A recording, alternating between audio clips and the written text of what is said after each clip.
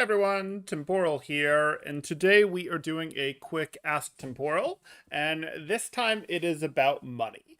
To be fair, I am not anyone's specific financial advisor. I therefore am not able to go, oh, this is a specific investment advice that I'd give you or anything like that. I can tell you what I might do in your situation. I can talk about, oh, hey, this is a good way to build wealth, things like that. But again, I am not your fiduciary or anything like that. Don't count on that. That said, I will get into it. So for our client today, they have recently gotten a what they call a large lump sum of money, and they're looking for where to put it. That said, it's they're calling it a large lump sum of money, and that's fine. But in terms of how much money, with some further pressing, it's perhaps enough to do down payment on a very small piece of real estate, but not on a multi-unit piece, and not on a nice single-family home, or even a moderate single-family home where they live. So that's fine. We just wanted to press that to get a bit more of a good understanding of where they are.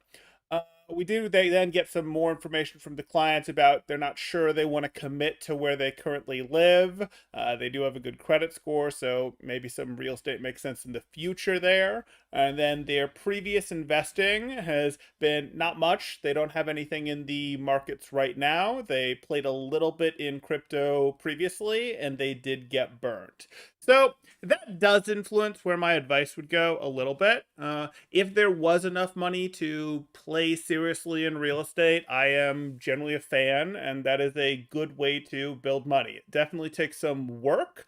It is not passive income by any means, but if you can go the route of, hey, let's get in there, get yourself a fourplex, get the down payment together for it, even a duplex, something like that, that can definitely be helpful.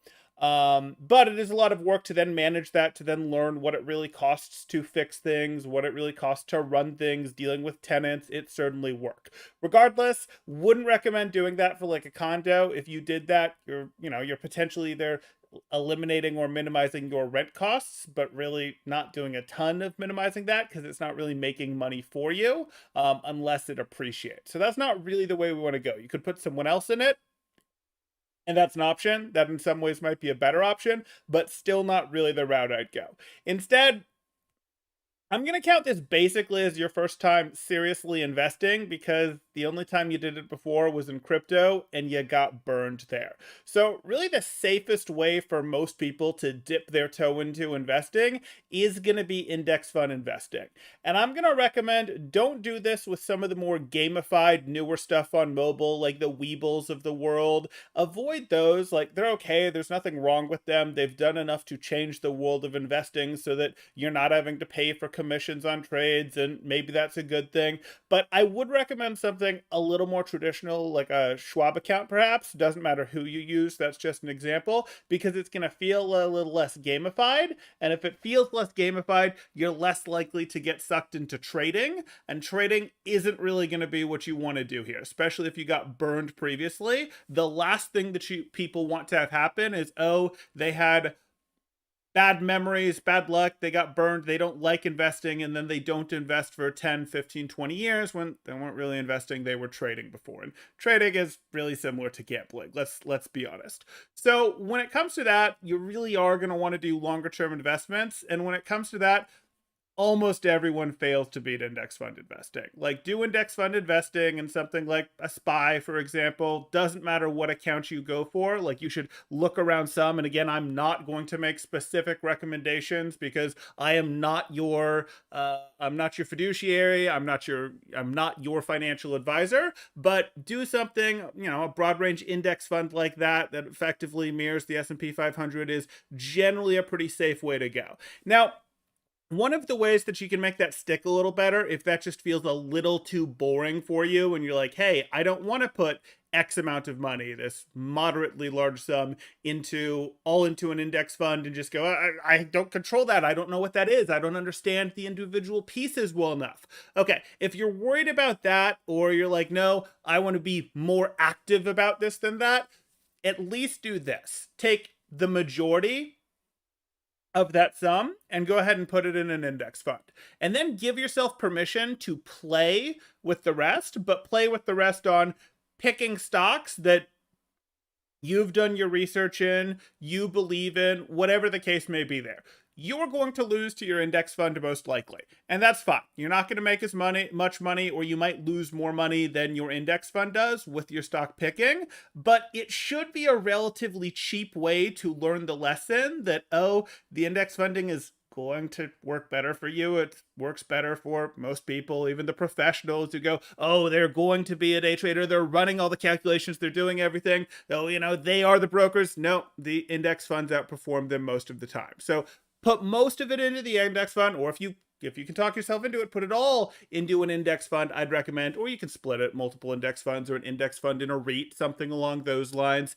And then from there, you're going to go, okay, we're in good shape. And if you put the rest on picking things, that's fine. You'll sort of cheaply teach yourself the lesson of, wait, no, this index fund stuff makes more sense. And if you're wrong, hey, you're not likely to be wrong in such a way where you missed out on bajillions and bajillions of dollars because it was in this index fund when you had picked to invest specifically in Coca-Cola or McDonald's or Amazon, and those just went to the moon.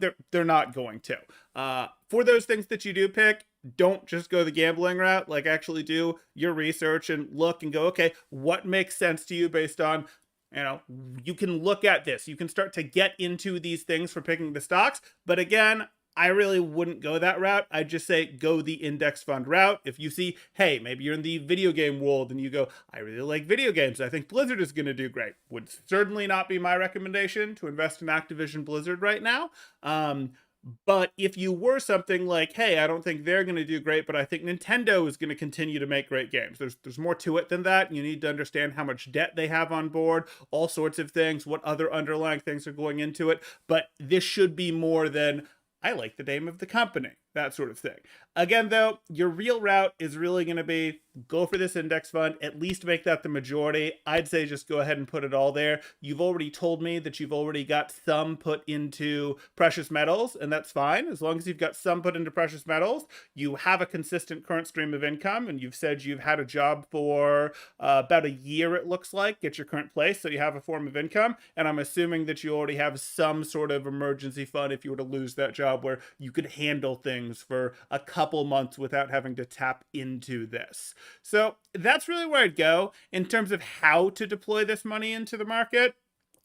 There's a couple ways you can do that. You can, of course, do, oh, does this make sense to do through something like a Roth IRA for tax reasons? And you can certainly do that. But I think you're young enough that you're probably going to want to move this route. And especially if you're already filling that, already maxing that out with job income, do that instead. And probably let this be money that you have a little bit more access to, is a little bit more liquid for you, so that you can go, hey, I want to put this into a business that you might want to start in the future, or real estate that you might want to move into investing in the future. And I've done other videos on real estate on this channel. Obviously, we do lots of Overwatch coaching content on this channel, but we do some Ask Temporals here and there, life advice, dating, finance, school, all that good stuff. And we've talked about real estate before. I'm happy to talk about them more if people would like to.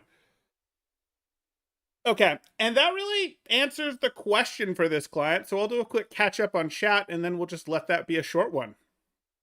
Blah says, send it to Blah Financial Services, LLC. Ah, make the check payable to cash. I see. Adam agrees with that plan. NFT to a stock certification. Text fund. Yes, exactly. You guys are too much.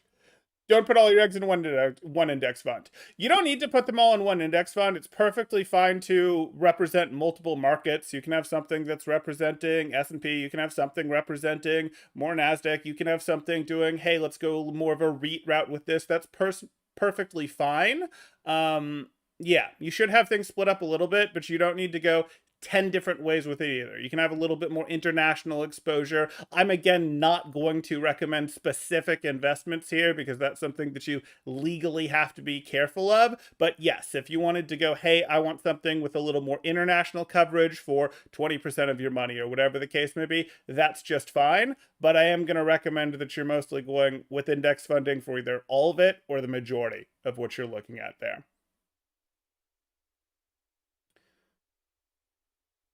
Don't buy Activision Blizzard. Nintendo owns the souls of a whole generation. That has to be worth something. You'd think so. I mean, I think they're probably a better investment than Activision Blizzard, but I'm not specifically telling people to go buy either. I mean, Nintendo's got some pretty good development studios that they have control of.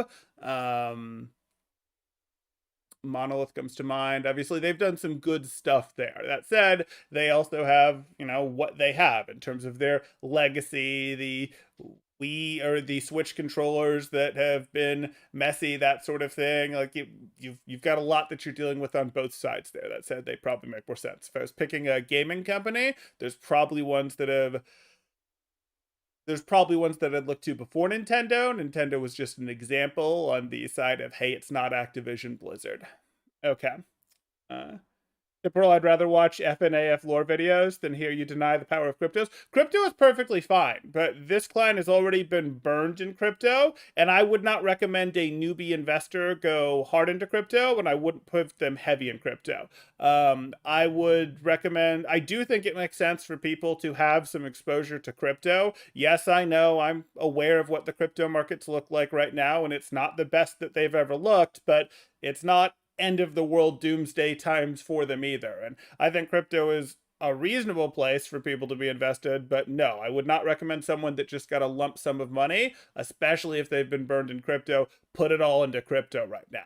I'm think they're going to be perfectly fine, and they've probably made the decision that they don't want to be in crypto right now. If they wanted to go, hey, here's 3% in crypto, 10% in crypto, that sort of thing, absolutely makes sense to do. 15%, that can make sense as well. It really depends how you want to do things. You're going to look at that as a riskier asset class, and we are dealing with someone who is relatively young here, so they have time for that to, they could potentially make a ton of money off that, or they have time to recover if it goes poorly. But I certainly wouldn't put this all or heavily into crypto in their shoes. I think that you're going to want to get exposure. You're going to want to get used to investing for younger clients, even though you have time to recover from mistakes. For most people, the benefit is really going to be go ahead and get used to investing, get used to sort of seeing the thing work. Don't let one bad thing of, ooh, this went poorly, which you can definitely see in crypto, then cause you to not invest for 10 years, for 15 years, and have lost out on so much time that your money can be chasing more money.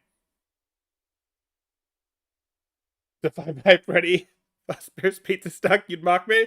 I mean, probably, Adam. I'd probably mock you a little, but the reality is you mock me all the time. So a little back and forth mocking seems fair. Okay. That's going to do it. Hope you guys enjoyed. Drop a like. Consider subscribing if you haven't. And if you have your own questions, be they not Overwatch questions, though those are fine, but be they related to other life things like finance, like how to get into the housing market, like, dating stuff, school stuff, work stuff, whatever the case may be, what careers make sense, I do answer those types of questions as well. So you can join the Discord and either then directly message me and I'll tell you what I'm going to charge to answer the question, or you can just throw it in Ask Temporal there, and again, I'll let you know what I'd charge. Okay, that's going to do it, guys. Thanks. Temporal.